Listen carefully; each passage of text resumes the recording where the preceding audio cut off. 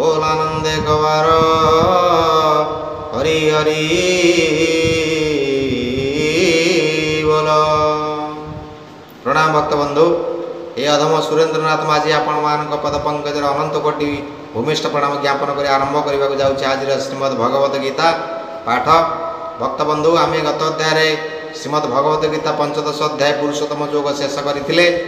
आज आम एक नुआ अध्याय पाठ करवा 16 अध्याय एवं संपद विभाग दैवासुर संपद विभाग योग आज आम पाठ करवा। तेबे भक्त बंधु आउ डेरी नकरी आसंतु से भगवान वासुदेव पद पंकजरे अंतरर गभीरतम प्रदेश अनंत कोटि प्राणाम नैवेद्य अर्पण करी आरंभ करवा आज श्रीमद् भगवत गीता पाठ। ओम नमः भगवते वासुदेवाय। बोल आनंदे कवार हरि हरि बोल। श्रीमद् भगवत गीता 16 अध्याय दैवासुर संपद विभाग जगह। आज एक नुआ अध्याय भक्त बंधु मैंने आम आज पाठ करवा। आज अर्जुन को भगवान एक नुआ कथा कहिबे। यही 16 अध्याय मध्य कौन अध्यायर ना दैवासुर संपद विभाग जगह। दैवासुर दै देवता एवं असुर कथा भगवान कहिबे। तेणु आउ डेरी नकरी आसंतु पाठ करवा श्रीमद् भगवत गीता पाठ। भगवान प्रथम कहउछंती श्री भगवान वाच। प्रथम श्लोक अभयं सत्व संशुद्धि ज्ञान योग व्यवस्थिति दानं दमश्च यज्ञश्च स्वधाय तपजर्वन्। श्री कृष्ण कहले हे अर्जुन निर्भय मन जो मन रे टिके हेले भी भय न थाए ताहे होची निर्भय। पवित्र ज्ञान जोगरे निष्ठा यज्ञदान रे मन बाह्य इंद्रिय को वश करे। अतीव चमत्कार भगवान वासुदेव ठार बुझाउछंती अर्जुन। हे अर्जुन जो बाह्य इंद्रिय माने हमर सब रहिले से माने किपरि भाव रे वश हेबे।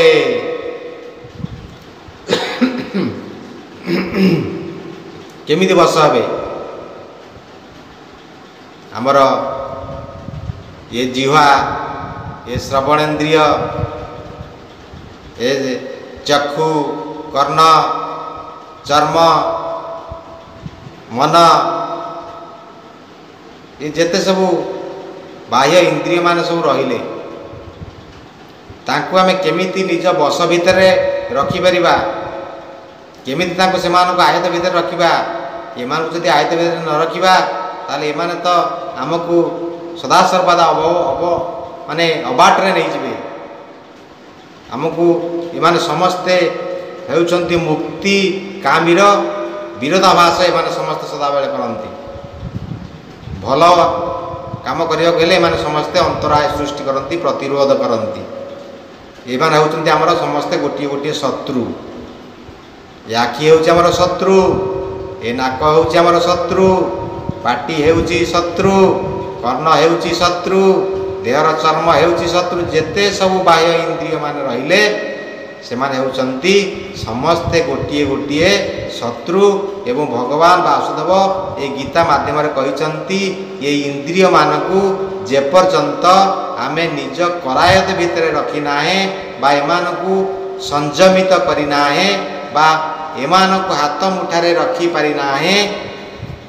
जितेन्द्रिय जे पर्यंत आमे जितेन्द्रिय न होइचे ये इंद्रिय मानकू आमे जे पर्यंत न जीति पारिचे से पर्यंत किछि भी आमर हेई नाही बोली आमे भाबिबा। प्रथमे एमानक ठारू ଜିତିବା ଏମାନଙ୍କୁ ଜିତିବାକୁ ପଡ଼ିବ। ଭଗବାନ ଆଜି ସେଇଠାରେ କହୁଛନ୍ତି। ସେଇଥିପାଇଁ କହୁଛନ୍ତି କ'ଣ ନା ଅଭୟଂ ସତ୍ୱ ସଂଶୁଦ୍ଧି ଜ୍ଞାନ ଯୋଗ ବ୍ୟବସ୍ଥିତି ଦାନଂ ଦମଶ୍ଚ ଯଜ୍ଞସ୍ସ ସୁଧାୟସ୍ତପ ଆର୍ଜର୍ବଂ। ଶ୍ରୀକୃଷ୍ଣ କହିଲେ, ହେ ଅର୍ଜୁନ, ନିର୍ଭୟ ମନ, ପବିତ୍ର ଜ୍ଞାନ, ଯୋଗରେ ନିଷ୍ଠା, ଯଜ୍ଞ ଦାନରେ ମନ, ବାହ୍ୟ ଇନ୍ଦ୍ରିୟକୁ ବଶ କରେ। ତେଣୁ ଏଇ ଯେଉଁ ବାହ୍ୟ ଇନ୍ଦ୍ରିୟ ମାନେ ରହିଲେ ଏମାନେ କେମିତି ବଶ ହେଇଯିବେ? ଆମେ ଯାହା କହିବା ତାହା କରିବେ। ତାଙ୍କ ଆୟତରେ ଆମେ ରହିବାନି କେବେ, ଆମ ଆୟତରେ ସେମାନେ ରହିବେ। ଆମେ ଯାହା କହିବା ସେ ତାହା ହିଁ କରିବେ। ତେଣୁ କେମିତି ହେବ? ଭଗବାନ ସେଇ କଥା କହୁଛନ୍ତି ନା ନିର୍ଭୟ ମନ, ପବିତ୍ର ଜ୍ଞାନ, ଯୋଗରେ ନିଷ୍ଠା, ଯଜ୍ଞ ଦାନରେ ମନ, ବାହ୍ୟ ଇନ୍ଦ୍ରିୟକୁ ବଶ କରେ। ଏହିସବୁ କର୍ମ କଲେ ବାହ୍ୟ ଇନ୍ଦ୍ରିୟ ଆପେ ଆପେ ବଶ ହୋଇଯାନ୍ତି ଏବଂ ତପ କଲେ ସରଳ ସ୍ୱଭାବ ସତ୍ୟବାଦିନୀ। ତପ ଆମେ ଯେତେବେଳେ କରିବା, ତପସ୍ୟା କରିବା, ସେତେବେଳେ ଆମ ହୃଦୟରୁ କ'ଣ ଜନ୍ମ ନେବ ନା ତପ କଲେ ସରଳ ସ୍ୱଭାବ ଆସିବ। ମୁନି ଋଷିମାନେ ପୁରାତନ ଯୁଗରେ ଆପଣ ପୁରାଣ ମାନଙ୍କରେ ଲକ୍ଷ୍ୟ କରିଥିବେ,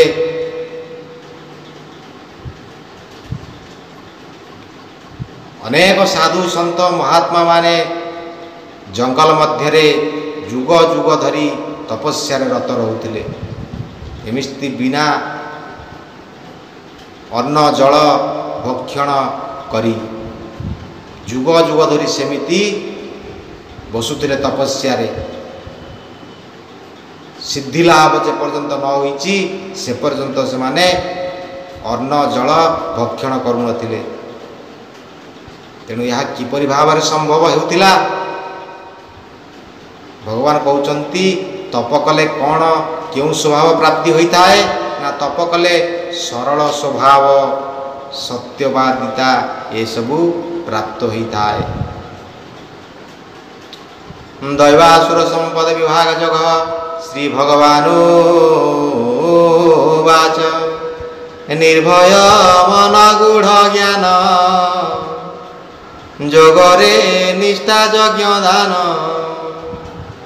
ବାହ୍ୟ ଇନ୍ଦ୍ରିୟ ବଶୀଭୂତ ଏ ତପସୋଧ୍ୟାୟ ସରଳତ୍ୱ। ତାପରେ ଦ୍ୱିତୀୟ ଶ୍ଲୋକରେ କ'ଣ କହୁଛନ୍ତି?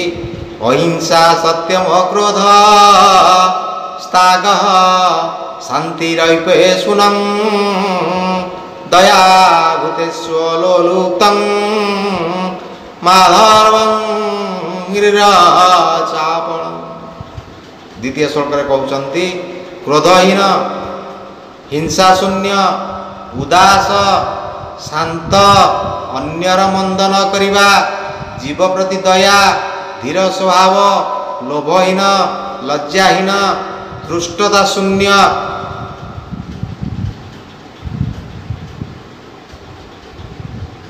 ତେଜ, କ୍ଷମାଗୁଣ, କାହାର ମଙ୍ଗଳ ଭାବେ ନାହିଁ, ସମସ୍ତଙ୍କୁ ସମାନ ମନେ କରେ। ଏହିସବୁ ଗୁଣ ଆଭିଜାତ୍ୟ ଦେବତାମାନଙ୍କର ଯେପରି କାର୍ଯ୍ୟ କରେ ସେ ଦେବତା ତୁଲ୍ୟ। ଆଜି ଭଗବାନ ଏହି 16 ଅଧ୍ୟାୟ ଦୈବାସୁର ସମ୍ପଦ ବିଭାଗ ଯୋଗର ପ୍ରଥମ ଶ୍ଲୋକରୁ ତୃତୀୟ ନମ୍ବର ଶ୍ଲୋକ ପର୍ଯ୍ୟନ୍ତ ୟାରି ଭିତରେ ଭଗବାନ କହୁଛନ୍ତି କ'ଣ ନା ଦେବତାମାନଙ୍କର ଗୁଣ କଥା କହୁଛନ୍ତି। କ'ଣ ନା ପ୍ରଥମ ଶ୍ଲୋକରେ କହିଲେ, ହେ ଅର୍ଜୁନ, ନିର୍ଭୟ ମନ, ପବିତ୍ର ଜ୍ଞାନ, ଯୋଗରେ ନିଷ୍ଠା, ଯଜ୍ଞ ଦାନରେ ମନ, ବାହ୍ୟ ଇନ୍ଦ୍ରିୟକୁ ବଶ କରେ, ତପ କଲେ ସରଳ ସ୍ୱଭାବ ସତ୍ୟବାଦିନୀ। ଦ୍ୱିତୀୟ ଶ୍ଲୋକରେ କହିଲେ ଅହିଂସା ସତ୍ୟମ କ୍ରୋଧ ସ୍ତାଗ ଶାନ୍ତିରୈପେଶୁନଂ ଦୟା ଭୂତେଶ୍ୱଲୋଲୁପ୍ତଂ ମାଧର୍ବଂ ଗିରିରାଚାପଳଂ। 3 ନମ୍ବର ଶ୍ଲୋକରେ କହିଲେ ତେଜ କ୍ଷମା ଧୃତି ଶୌଚ ମଦ୍ରୋହୋ ନାତିମାନିତା ଭବନ୍ତି ସମ୍ପଦଂ ଦୈବୀ ମଭିଜାତସ୍ୟ ଭାରତ। ଭଗବାନ କହିଛନ୍ତି मनीष जन्म हेउछि एक दुर्लभ जन्म। 84 लाख जोनि भ्रमी भ्रमी भ्रमी भ्रमी भ्रमी भ्रमी अनेक कष्ट करी करी करी करी शेष रे मनीष जन्मटी आमको प्राप्त होइछि। तेणु मनीष जन्म को दुर्लभ जन्म बोली कहा जाए। दुर्लभ माने अति कष्ट रे जहाँ आमको प्राप्त होता है ताहा हेउछि दुर्लभ जन्म, ताहा हेउछि मनीष जन्म। एवं मनीष देहे दिव्य ज्ञान देखि संतोष भगवान। ये मनीष देह ही दिव्य ज्ञान अच्छी, विवेक अच्छी, बुद्धि अच्छी, जहाँ आउ कौनसी प्राणी ठारे नाही। तेणु मनीष को समाज रे श्रेष्ठ जीव बोली कहा जाइछि, मनुर संतान बोली कहा जाइछि। तेणु हे मोर अमृत संतान माने भगवान कहउचंती, वासुदेव कहउचंती हे मोर अमृत संतान माने मनीष देहे दिव्य ज्ञान देखि संतोष भगवान। तेणु ये मनीष जहाँ चाहिए ताहा करिकी देखाई पारिबो। ये मनीष देहरे दिव्य ज्ञान, तेणु आउ कहा देहरे विवेक नाही, बुद्धि नाही, दिव्य ज्ञान नाही, जहाँ मनीष पाखरे भगवान देइछंती। तेणु करी मनीष को कहा जाए अमृतर संतान। तेणु भगवान आज कहउछंती कण ना क्रोधहीन, हिंसा शून्य, उदास भाव। भगवान आज कहउछंती एठारे देवता मानकर गुण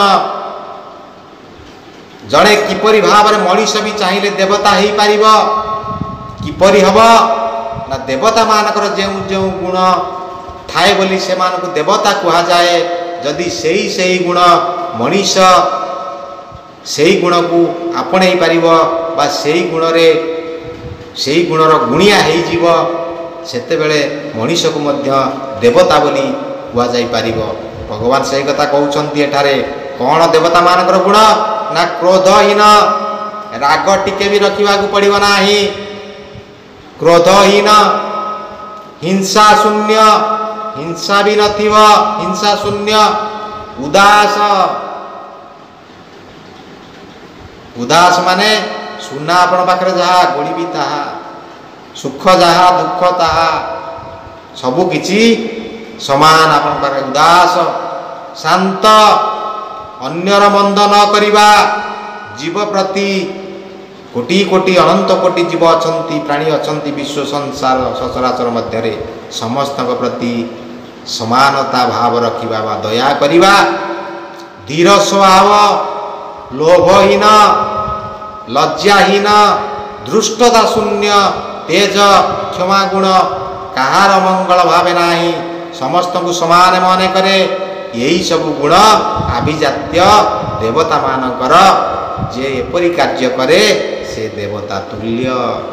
भगवान निजे कहउछंती, वासुदेव निजे कहउछंती अर्जुन को, हे अर्जुन यही जो जो गुण सब तो आगे मु बखाणी आलोचना कली, यही सब गुण होची आभिजात्य देवता मानकर। यही सब गुण जो मनीष पाखरे थाए से देवता तुल्य, देवता परी।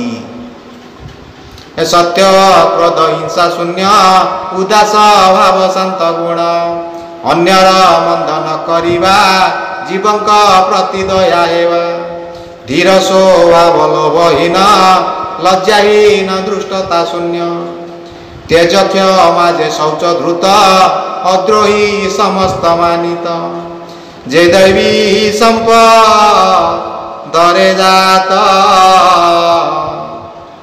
ईश्वर लक्षण से भारत, ए दंभ दर्प जे अभिमान, पौरुष प्रकोपे अज्ञान, ए असुर संपद जे पाई, जेहु जन्म लभिथाई। तेणु आउ आगु आमे जीवानी, आग अध्याय आमे असुर ज्ञान कथा कहवा। आज आमे आलोचना कले दैव गुण विषय आलोचना कले कौन ना तेज, क्षमा, जे शौच, द्रुत, द्रोही समस्त मानित, से दैवी संपद रे जात, स्वर लक्षण से भारत। कौन कौन रहा दैव गुण भितर आउ 3 वाक्य पाठ करवा। सत्य क्रोध हिंसा शून्य उदास भाव शांत गुण अन्यर मंद न करिबा जीवंक प्रति दया हेबा धीर स्वभाव लोभहीन लज्जाहीन दृष्टता शून्य तेज क्षमा जे शौच धृत अद्रोही समस्त मानित जे दैवी संपद धरे जात स्वर लक्षण से भारत। हे अर्जुन यही जो सबू गुणर आलोचना मुझे आज तो पाखे कली यही समस्त गुण होउची आभिजात्य देवता मानकर जो मनीष ठारे यही सब गुण परिलक्षित हुए से साक्षात देवता समान। तेणु भगवान के पाखरे आज समस्ते आसतु अली करिबा हे भगवान आमको से समस्त देवता गुण को दियंतु आमे सही भाव में भगवान को उपासना करिबा यही भावना को मन रखी आसतु समस्त जोड़ हस्तर भक्तिभूत चित्तरे भगवान वासुदेव पद पंकजरे अनंत कोटि भक्तिभुक्त प्रणाम नैवेद्य अर्पण करी आज यही ठार सांग करिबा श्रीमद् भगवत गीता पाठ। ओम नमः भगवते वासुदेवाय बोलानंदे कवार हरि हरि